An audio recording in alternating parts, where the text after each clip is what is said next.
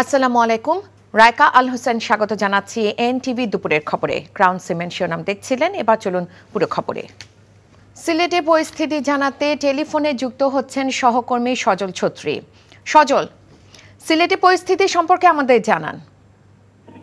রায়কা, সকাল থেকে আন্দোলনকারীরা শিলচরের বিভিন্ন মোড়ে অবস্থান নিয়ে তারা স্লোগান দিতে থাকেন এবং 11:30টার দিকে পুলিশ তাদের প্রতিহত করার চেষ্টা করে, ছত্রভঙ্গ করার চেষ্টা করে এবং বন্দর বাজার এলাকায় বেশ ঘণ্টাব্যাপী প্রায় তাদের মধ্যে ধাওয়া পাল্টা ধাওয়া এবং সংঘর্ষ চলে। এই সময় পুলিশ সহ বেশ কয়েকজন পথচারী, সাংবাদিক সহ বেশ কয়েকজন আহত হয়। ঠিক 12টার দিকে জিন্দাবাজার মোড়ে বিক্ষোভকারীদের আন্দোলনে গণমাধ্যম কর্মীদের উপরে হামলা চালানো হয় এবং 71 টেলিভিশনের রিপোর্টার এবং ক্যামেরা পার্সনকে মারাত্মকভাবে আহত করা হয়, মারধর করে এবং তাদের ক্যামেরা ভাঙচুর করা হয়।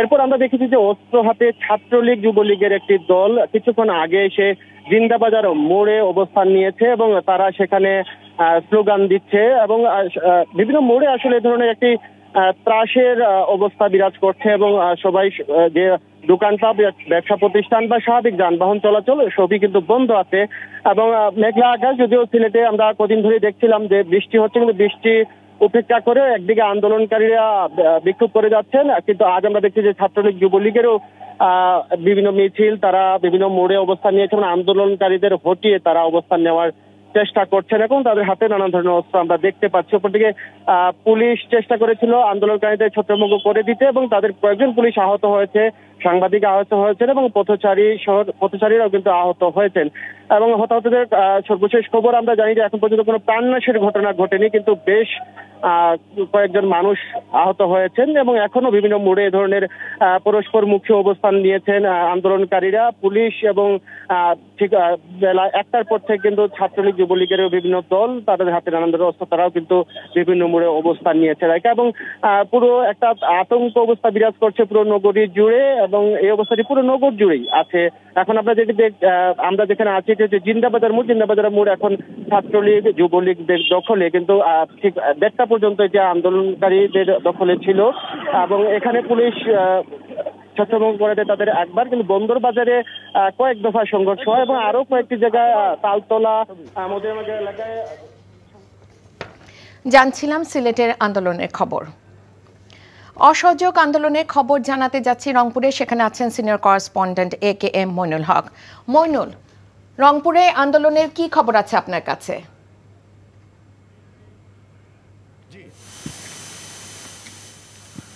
রায়কা, রংপুরের আন্দোলনের যদি খবর বলি, যেহেতু বৈষম্য বিরোধী ছাত্র আন্দোলন তারা অসহযোগের ডাক দিয়েছে সারা দেশে, সকাল 11টা থেকে বা 10:30 থেকে তারা কিন্তু রংপুরের টাউন হলের সামনে এই এলাকাটায় সড়ক অবরোধ করে তারা কিন্তু অবস্থান নেয় এবং বিক্ষোভ প্রদর্শন করতে থাকে। আমরা দেখলাম যে 12টার পরপরই নগরীর বেতপট্টি এলাকা, জাহাজ কোম্পানি মোড় এলাকা থেকে ছাত্রলীগ যুবলীগের একটি মিছিল, সেই মিছিলটি ছিল মূলত দেশীয় অস্ত্র, রামদা, হাসুয়া সহ তাদের অনেকের হাতে আমরা পিস্তল বন্ধ দেখেছি। এ ধরনের একটি মিছিল, ছাত্রলীগ যুবলীগের মিছিল, যেদিকে কোটা সংস্কার আন্দোলনকারীরা অবস্থান করছে সেই দিকে আসতে থাকে এবং রংপুর সিটি কর্পোরেশন গেটের সামনে এলে উভয় পক্ষের মধ্যে কিন্তু এটা ধাওয়া পাল্টা ধাওয়া শুরু হয়ে যায়। কিছুক্ষণের মধ্যে কোটা আন্দোলনকারীদের ধাওয়ায় তারা টিকতে না পেরে ছাত্রলীগ যুবলীগ যখন পলায়ন করে তখন কিন্তু বেশ কয়েকজনকে আমরা রক্তাক্ত আহত অবস্থায় দেখতে পাই রাস্তায় পড়ে থাকতে। সিটি কর্পোরেশনের কর্মচারীরা এই দুইজন গুরুতর আহতকে তুলে নিয়ে সিটি কর্পোরেশনের ভিতরে যায় এবং তারা তাদেরকে অ্যাম্বুলেন্স ডেকে রংপুর মেডিকেল কলেজে নেওয়ার চেষ্টা করে, কিন্তু পরিস্থিতিটা এতটাই সংঘর্ষময় ছিল যে কোনো অবস্থাতেই পারছিল না। অনেক পরে কয়েকজনকে যখন রংপুর মেডিকেল কলেজে নেওয়া হয় সেখানে কিন্তু 2 জনের মৃত্যু হয়। এই মৃত্যুর মধ্যে একজনের পরিচয় আমরা পেয়েছি, তার বাড়ি রংপুরের গুরাতিপাড়ায় এবং তার নাম হলো খষ্টু, সে যুবলীগ কর্মী বলে আমরা জানতে পেরেছি। আর একজন যে নিহত হয়েছে তার পরিচয় কিন্তু এখন পর্যন্ত জানতে পারিনি। আর ছাত্রলীগ যুবলীগ ধাওয়া খেয়ে সরে যাওয়ার সময় যখন এই ঘটনাটি কাভার করছিলেন মিডিয়া কর্মীরা, তখন আমার এনটিভির সহকর্মী ক্যামেরা পার্সন আসাদুজ্জামান আরমান সহ বেশ কয়েকজন সাংবাদিককে আন্দোলনকারীরা বেধড়ক মারপিট করে এবং তাদের ক্যামেরা ভাঙচুরের চেষ্টা করে।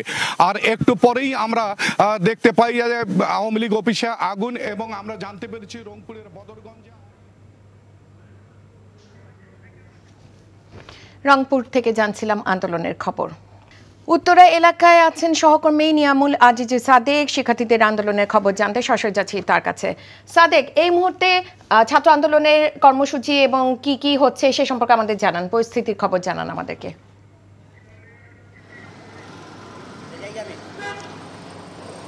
রাইকা, এখন প্রায় 2.5 ঘন্টা আগে যে সংঘর্ষ শুরু হয়েছে আপনি নিশ্চয়ই দেখতে পাচ্ছেন যে এখানে ভিসিএল এভিয়েশনের একটি কিছুক্ষণ আগে আমরা র্যাবের একটি টহল এখানে দেখেছি, র্যাবের টহল হেলিকপ্টার আপনাদেরকে নিশ্চয়ই ক্যামেরার পর্দায় কিছুক্ষণ আগে দেখিয়েছি। এবং এই যে জায়গাগুলো, যে পেছনের জায়গা আপনাকে দেখাই, কিছুক্ষণ আগে এখানে সংঘর্ষ হয়েছে। ছড়িয়ে ছিটিয়ে আছে ইট এবং ছড়িয়ে ছিটিয়ে আছে দুটি জায়গায় দেখছেন আপনারা যে ছড়িয়ে ছিটিয়ে ইট আছে এবং বেশ কিছু যানবাহন এখানে ভাঙচুরের ঘটনা ঘটেছে। অপরদিকে আপনাকে আরও একটি ঘটনা দেখাই, সেটি হচ্ছে যে এই যে এদিকে আজমপুরের দিকে সেখানেও কিন্তু একটি মোটরসাইকেল কিছুক্ষণ আগে আমরা দেখেছি জ্বালিয়ে দেওয়া হয়েছে। ধোঁয়ার কুণ্ডলী নিশ্চয়ই আপনারা দূর থেকে ক্যামেরার চোখে অতটা স্পষ্ট না হলেও দেখতে পাচ্ছেন। কিছুক্ষণ আগে দফায় দফায় সংঘর্ষ হচ্ছে, সংঘর্ষ যেটি এখন পর্যন্ত থামেনি সেটা আবদুল্লাপুর পর্যন্ত বিস্তৃত হয়েছে। আমরা মূলত যে সংঘর্ষটি 11:30টায় শুরু হয়েছিল, সেখানে ছাত্ররা তারা রাজপথ দখলে নেওয়ার জন্য চেষ্টা করেছিলেন। তখনই আমরা দেখেছি সরকার সমর্থক যারা আছে, সরকার সমর্থক তারা রাজপথে আসার পরে মূলত এই ধরনের সংঘর্ষ শুরু হয়। এবং দেখেছি আজকে একটি বিষয় যে পুলিশ যে অনেকটা নীরব ভূমিকায় ছিল, পুলিশ কোনো ধরনের কাঁদানে গ্যাস বা টিয়ার শেল এখন পর্যন্ত নিক্ষেপ করেনি। তারা বলেছে তাদের নিরাপত্তার জন্য তারা যতটুকু করা দরকার সেজন্য তারা রাজপথে এসে নামিয়েছেন। তবে তার সাথে আর্ম পুলিশ ব্যাটালিয়নকে আমরা দেখেছি, কিছুক্ষণ আগে র্যাবের একটি হেলিকপ্টারকে টহল দিতে দেখেছি। তবে সেখান থেকে কোনো ধরনের টিয়ারশেল বা অন্য কিছু এখান থেকে নিক্ষেপ করা হচ্ছে না। এখন পর্যন্ত পরিস্থিতি খুবই উত্তপ্ত। ওই জায়গায় পুরো এই ফ্লাইওভার থেকে পার হয়ে আবদুল্লাপুর পর্যন্ত, রাজলক্ষ্মী হয়ে এবং 12 নম্বর সেক্টর প্রত্যেকটা জায়গায় ছড়িয়ে ছিটিয়ে সংঘর্ষ ঘটছে। 5 নম্বর সেক্টরে কিছুক্ষণ আগে আমরা খবর পেয়েছি যে সেখানেও বেশ সংঘর্ষের ঘটনা ঘটছে। ছড়িয়ে ছিটিয়ে বিক্ষিপ্তভাবে সংঘর্ষগুলো চলছে সরকার দলীয় সমর্থক এবং শিক্ষার্থীদের মধ্যে। যান চলাচলের কথা যদি বলি, যান চলাচল এখানে মোটেই স্বাভাবিক নয়। এখানে যে জরুরি নিত্যপণ্যগুলো রয়েছে, জরুরি যে খাদ্যপণ্য রয়েছে, সেগুলো কিছু কিছু গাড়ি ইমার্জেন্সিভাবে এখানে চলাচল করছে। সেক্ষেত্রে সেগুলো খুব একটা ভাঙচুর বা কারো শিকার পড়েনি, আক্রমণের শিকার হয়নি, সেটা আমরা দেখেছি। এখানের এলাকাবাসী যারা রয়েছেন তারাও মোটামুটি আতঙ্কিত আছেন। তবে এখানের যে দোকানপাটগুলো রয়েছে, বড় বড় শোরুমগুলো রয়েছে, সেগুলো কিন্তু ওইভাবে খোলেনি। সাধারণ মানুষ যারা আছে তারা মোটামুটি আতঙ্কিত। এই জায়গায় থেমে থেমে সংঘর্ষ হচ্ছে পুরো জায়গাটি। এই সংঘর্ষের বিস্তৃতি কিন্তু অনেক বেশি এবং এখনও ওই পুরো জায়গাটিতে ছাত্ররা অবস্থান করছে। যদি রাজলক্ষ্মীর কথা বলি, রাজলক্ষ্মী এবং এর সাথে সাথে আজমপুর প্রতিটি পয়েন্টে পয়েন্টে ছাত্রদের অবস্থান আছে, যেমনই আছে তেমনি সরকারের যারা সমর্থন করেন তাদেরও অবস্থান আছে। তাদের সঙ্গে সংঘর্ষ হচ্ছে, থেমে থেমে সংঘর্ষ হচ্ছে উভয় পক্ষের। আমরা ক্যামেরার চোখেও দেখেছি, নিজেরাও দেখেছি যে উভয় পক্ষের বেশ হতাহত আছে। এখানে বেশ কয়েকজন সরকার সমর্থক হতাহত আছে এবং ও পাশে ছাত্রদের বেশ হতাহতের ঘটনা আছে। এ ছিল এখন পর্যন্ত সর্বশেষ অবস্থা। জানছিলাম শিক্ষার্থীদের আন্দোলনের খবর উত্তরা থেকে।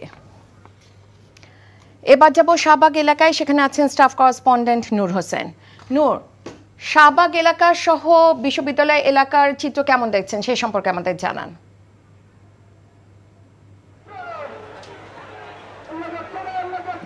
ছাত্র জনতার এক দফা বাস্তবায়নে যে অসহযোগ আন্দোলন ঘোষণা করা হয়েছিল, সেই অসহযোগ আন্দোলন চলছে। সেই অসহযোগের সমর্থনে সকাল থেকে রাজধানীর শাহবাগের যে চত্বরটি রয়েছে, সেই চত্বরটি ছাত্র জনতার দখলে রয়েছে এবং এই চত্বর থেকে পশ্চিম দিকের যে রাস্তাটি গেছে একেবারে সায়েন্স ল্যাব পর্যন্ত পুরোটাই ছাত্র জনতার দখলে রয়েছে। এর বাইরে দক্ষিণ দিকে যে রাস্তাটি ক্যাম্পাসের দিকে, ঢাকা বিশ্ববিদ্যালয়ের ক্যাম্পাসের দিকে গেছে, সেই দিকের রাস্তাটি একেবারে শহীদ মিনার পর্যন্ত আন্দোলনকারী ছাত্র জনতার দখলে রয়েছে, যারা এক দফার দাবিতে অসহযোগ আন্দোলন পালন করছে। এবং এর বাইরে দক্ষিণ উত্তর দিকে যে রাস্তাটি গেছে সেটি বাংলা মোটর পর্যন্ত আন্দোলনকারী ছাত্র জনতার দখলে রয়েছে। আর পূর্ব দিকে যে রাস্তাটি রয়েছে সেই রাস্তাটি একেবারে প্রেস ক্লাব পর্যন্ত, মৎস্য ভবন পর্যন্ত পুরোটাই ছাত্র জনতার দখলে রয়েছে। সকালে এই জায়গাটিতে ছাত্রলীগ এবং আওয়ামী লীগের একটি অবস্থান আমরা দেখেছিলাম 10টা সাড়ে 10টা পর্যন্ত। তারা যখনই আন্দোলনকারী এবং ছাত্র জনতা যারা এক দফার দাবিতে অসহযোগ আন্দোলন পালন করছেন তারা যখন এই মুহূর্তে এখানে আসেন, তখনই এইখান থেকে আওয়ামী লীগ এবং ছাত্রলীগের যে অবস্থানটি ছিল সরে যায়। তারা পাশের যে বঙ্গবন্ধু শেখ মুজিব মেডিকেল বিশ্ববিদ্যালয়ের অবস্থানে সেখান থেকে স্লোগান দেয়, সেখান থেকে আন্দোলনকারীদের সঙ্গে তাদের সঙ্গে সংঘর্ষ হয় এবং সে সময় দুষ্কৃতিকারীদের দুর্বৃত্তদের আগুনে বঙ্গবন্ধু শেখ মুজিব মেডিকেল বিশ্ববিদ্যালয়ের ভেতরে বেশ কয়েকটি গাড়ি, বেশ কয়েকটি বাসে আগুন জ্বলে। পরে আন্দোলনকারী যারা এখানে ছাত্র জনতা রয়েছেন সেই ছাত্র জনতার সহায়তায় ফায়ার সার্ভিস কর্মীরা সে আগুন নিয়ন্ত্রণে আনে। এখনও এই শাহবাগ চত্বরটি পুরোটাই ছাত্র জনতা দখল করে রেখেছে এবং তারা বলছেন সরকারের পদত্যাগের যে এক দফা রয়েছে সেই এক দফার বাস্তবায়ন না হওয়া পর্যন্ত, সেই এক দফা মেনে না নেওয়া পর্যন্ত তারা রাজপথে তাদের যে অবস্থান সেই অবস্থানটি ছেড়ে যাবে না। রাইকা, জানছিলাম শিক্ষার্থীদের এক দফা কর্মসূচির খবর। এখন যাচ্ছি স্টাফ করেসপন্ডেন্ট শফি মাহমুদ সাগরের কাছে। তিনি আছেন জাতীয় প্রেস ক্লাবের এলাকায়। সাগর, প্রেস ক্লাব এলাকার সবশেষ পরিস্থিতি কেমন দেখছেন? রাইকা, আমি আছি এখন প্রেস ক্লাবের ঠিক সামনের সড়কটিতে। যদি এখনকার এই মুহূর্তে অবস্থার কথা বলি তাহলে দেখতে পাচ্ছি যে এখানে ফুল পরিমাণ পুলিশ তারা অবস্থান করছেন এবং এই জায়গাটি মোটামুটি এখন কিছুটা শান্ত, কিন্তু ঠিক 1 ঘন্টা আগে এই জায়গাটি পুরোপুরি আসলে রণক্ষেত্রের মতো অবস্থায় তৈরি হয়েছিল। আন্দোলনকারীদের সাথে পুলিশের ব্যাপক ধাওয়া পাল্টা হয়েছে এবং এখানে যে পুলিশ বক্সটি রয়েছে সেই পুলিশ বক্সটি পুড়িয়ে দেওয়া হয়েছে। এখন যেহেতু এই রাস্তাটি পুরোপুরি পুলিশের দখলে এবং আমরা দেখতে পেয়েছিলাম যে কিছুক্ষণ আগেও সেগুনবাগিচার একটি গলিতে আন্দোলনকারীর অবস্থান নিয়েছিল, কিন্তু এখন সেই গলিটিও পুরোপুরি ফাঁকা। অর্থাৎ বলা যায় যে প্রেস ক্লাবে এই জায়গাটি এখন মোটামুটি আন্দোলনকারী মুক্ত অবস্থায় আছে এবং দুপুর 12টার দিকে মূলত এখানে সম্মিলিত পেশাজীবী পরিষদের একটি বিক্ষোভ সমাবেশ চলছিল। সেই সমাবেশ চলাকালীন সময়েই ধাওয়া পাল্টার ঘটনাটি ঘটে এবং আন্দোলনকারীদের অভিযোগ হচ্ছে যে পুলিশের পক্ষ থেকেই প্রথমে তাদের উপর টিয়ার শেল এবং সাউন্ড গ্রেনেড ছোড়া হয় এবং এর প্রেক্ষিতে তারা পরবর্তীতে পুলিশকে ধাওয়া দেয়। পুলিশের পরবর্তীতে ধাওয়া পাল্টা ধাওয়ার মধ্যে দিয়ে চলছিল। তো রাজধানীর অন্যান্য এলাকার মতো এই প্রেস ক্লাব এবং সচিবালয়ের অংশ, হাইকোর্টের যে মোড় এবং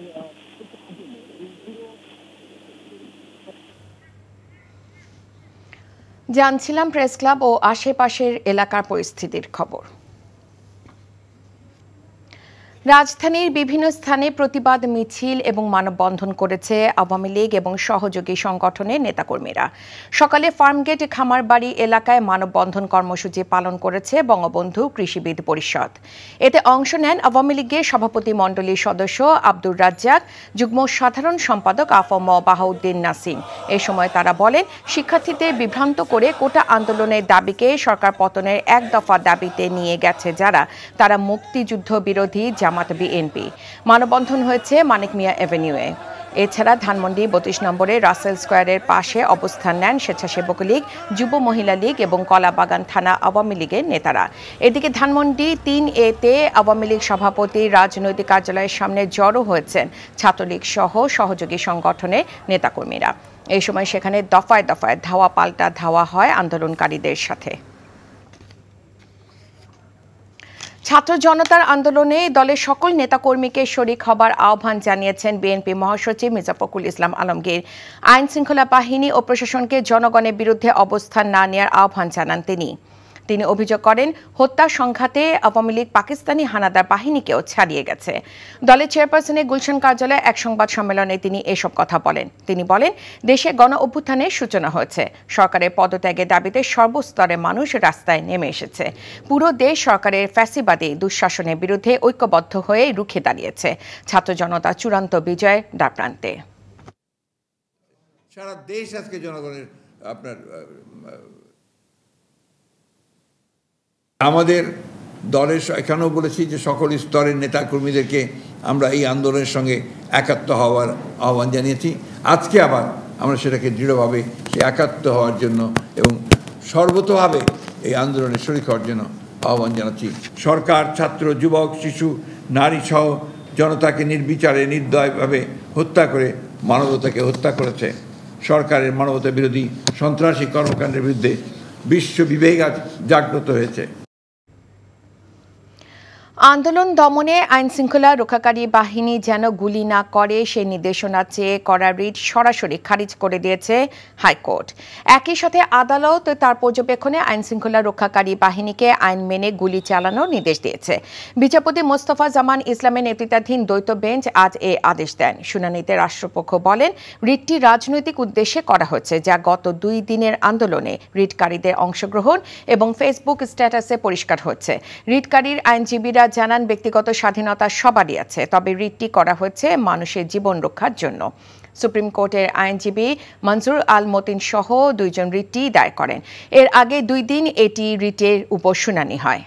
সমাবেশ থেকে কোনো ধরনের সহিংসতা বা অরাজকতা বা উশৃঙ্খলা সৃষ্টি হয়, সেই ক্ষেত্রে পুলিশ তারা লেথাল আর্মস, তারা ফায়ার আর্মস এগুলো ইউজ করতে পারবে, যদি প্রয়োজন হয় সেগুলো তারা করতে পারবে। তো বলছে এটা করার সময় তারা যেন সতর্কতা মেনে তারা যেন এটা আইন অনুযায়ী এটা করতে পারবে। আমরা আদালতকে জানিয়েছি যে ওনাদের উদ্দেশ্যটা হচ্ছে এক দফার আন্দোলন। একজন বলছেন এই যে এগুলো হচ্ছে সম্পূর্ণ পলিটিক্যাল মোটিভেশন ওনারা আসছেন, সেটা দেখালাম। ওনারা কোনো বোনাফাইডভাবে আসেন নাই। আমাদের কি সেই রাইটও নাই যে আমরা আমাদের মানুষ নিজেদের কথা বলতে পারবো না? অ্যাটর্নি জেনারেল ওখানে দাঁড়িয়ে আজকে দেশের অ্যাটর্নি জেনারেল হিসেবে না, তিনি একজন রাজনৈতিক নেতার বক্তব্য দিয়েছেন। আমাদের যে প্রোটেস্টের ব্যাপার, সেই প্রোটেস্টের ব্যাপার উনি বলেছেন এটাও তাদের সাংবিধানিক অধিকার।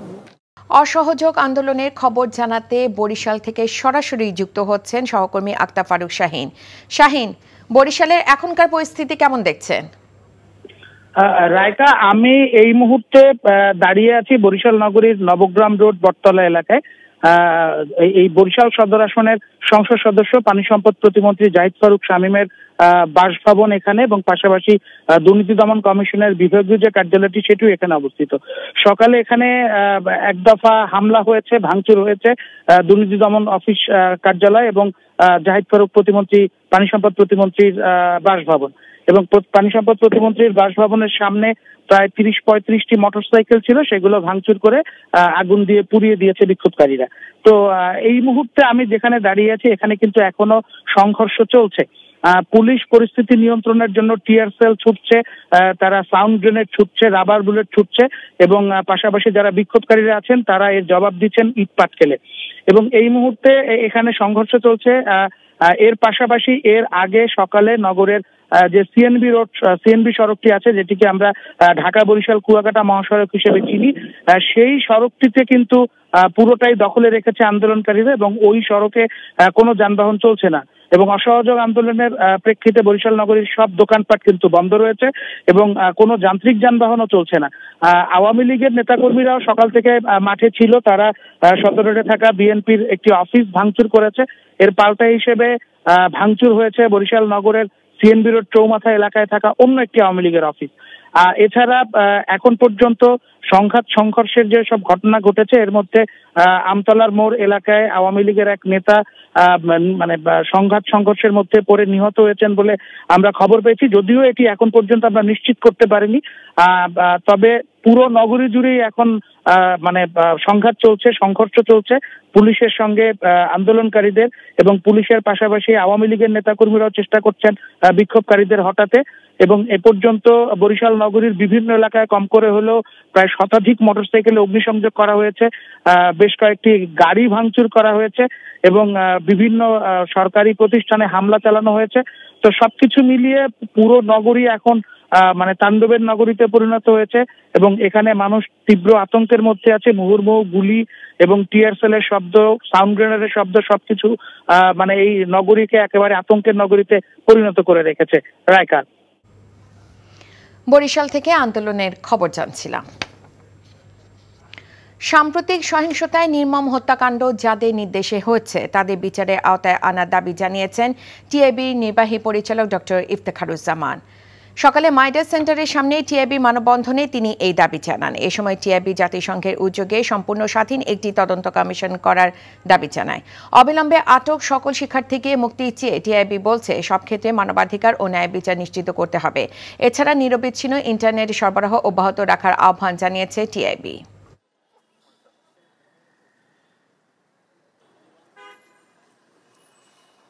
বেআইনি, নির্বিচার, উদ্দেশ্যমূলকভাবে ক্ষমতার অপব্যবহার এবং অতিরিক্ত অসামঞ্জস্যপূর্ণ প্রাণঘাতী অস্ত্রের ব্যবহার সহ বিভিন্নভাবে যারা নির্মম হত্যাকাণ্ডের জন্য দায়ী এবং যাদের নির্দেশে এবং অনুমোদন ক্রমে মুক্তিযুদ্ধের চেতনা ও স্বপ্নকে পদদলিত করে নজিরবিহীন এই নির্মমতা সংঘটিত হয়েছে, তাদের সকলকে চিহ্নিত করে দৃষ্টান্তমূলকভাবে জবাবদিহি নিশ্চিত করতে হবে।